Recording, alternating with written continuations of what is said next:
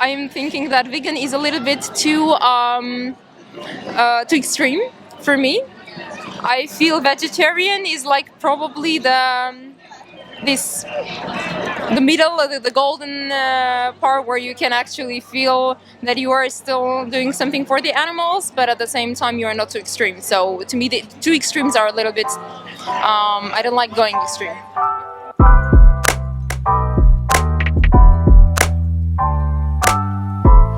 Hi. So, what do you think of the sign? So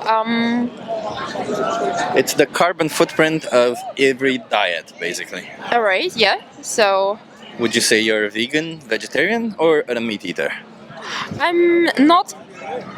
I'm not a vegetarian or vegan, but I also don't eat meat that much. But it's not probably because of some ideas, but basically because I feel that we can also have enough nutrition by eating just vegetables, and so yeah, I cannot say that I'm very strict about it. But seeing seeing this chart, do you Yeah. think you can be a climate activist and not be vegan? I guess so, yeah, because I don't see. I mean, you can be vegan, but still not really contribute to the positive, like ecological improvement, because there are many like there is data that basically people who are vegans do not contribute to good ecology. It's not really like one doesn't depend on the other. I mean, the study right here, you see Yeah? the idea? Yeah. The study right here actually contradicts everything that you're saying, which says that being a vegan actually has a 75% reduction in your carbon footprint. Yeah, And this isn't the meat eaters, the high meat eaters, it's people who eat less than 100 grams of meat per day. Okay, yeah. But what is this based on? Is it It's a study done in July 2023 on 55,000 people, so it's Okay. not a small study. It's a pretty big yeah, study. 5,000? Yeah, and you can find the ID right there if you Google if you either would love Google that, yeah, actually. Yeah. you can find all this data about here. But let's assume that this data is correct, right? Okay, yeah. Well, as you see it right now, Yep. and you can do your own research afterwards. Definitely, yeah, I will. Seeing how this data is, would you say would this incentivize you to go vegan? I cannot say that it will be definitely a very direct change or a very immediate change that will happen. But I think it's nice to know these things and nice to have to analyze basically it for yourself and then decide if you can do that or not. Because I'm not sure that I can say that I will become vegan definitely. Also, it depends on I think for most people, it depends on their upbringing and the country they are coming from. So if they don't have that much, if they don't have that much dedication about the ecological studies and just the environment all in all, it's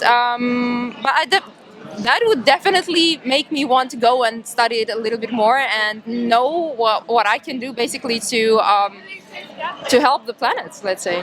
Okay, that's amazing. So Yeah. if you would ever go vegan, you would only consider the planet. Would you consider also the animals?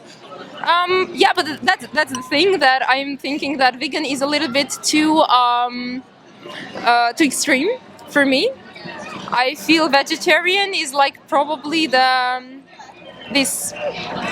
middle, the golden part where you can actually feel that you are still doing something for the animals, but at the same time you are not too extreme. So to me, the two extremes are a little bit.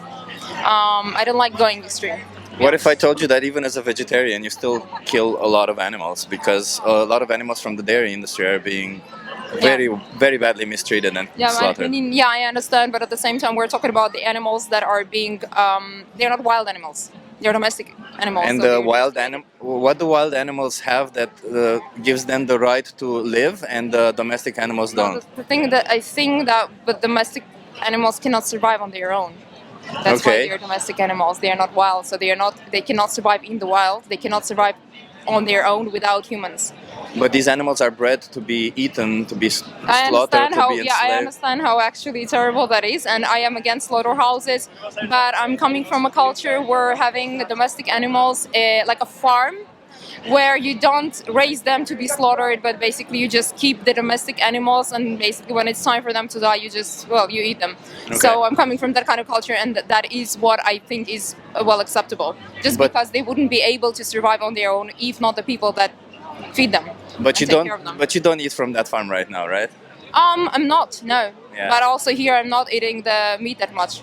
Okay. Yeah. Okay. I'm not gonna grill you too much. It's fine. No, no, it's fine. I It's fine. It's fine. understand. Thank you for agreeing to have this No, no interview. worry. Yeah. Think about it. If you take a photo of this, Yeah, I would you'll love find that. you'll find this study. Yeah. This is the PubMed ID called Okay. PMID. You'll find the study and. Yeah. Thank you very much. Yeah, you can make your decision whether you want to go Definitely. vegan or not, whether you want to do it for the planet or for the animals. Yeah. But we always find that it's easier to go vegan for the animals. Yeah. Because although it has obviously a better footprint for the environment, Yeah. also killing people would have a better footprint for the environment if you think about it, right? If we kill half the population, obviously there would be way less pollution. So Yeah, of course. veganism is more about the animals. That's why we. I understand. Yeah. So just think about it that your food choices, Yeah. every time you eat, 3 times per day you make this choice. Yeah. One will pay for animal abuse, animal cruelty, and Yeah. one doesn't, and that is vegan. Yeah. And you make that choice 3 times per day. Yeah, I understand that. I will do my research actually. Okay. Thank you okay. very much. Hey, thank you for the interview. Yeah. Bye.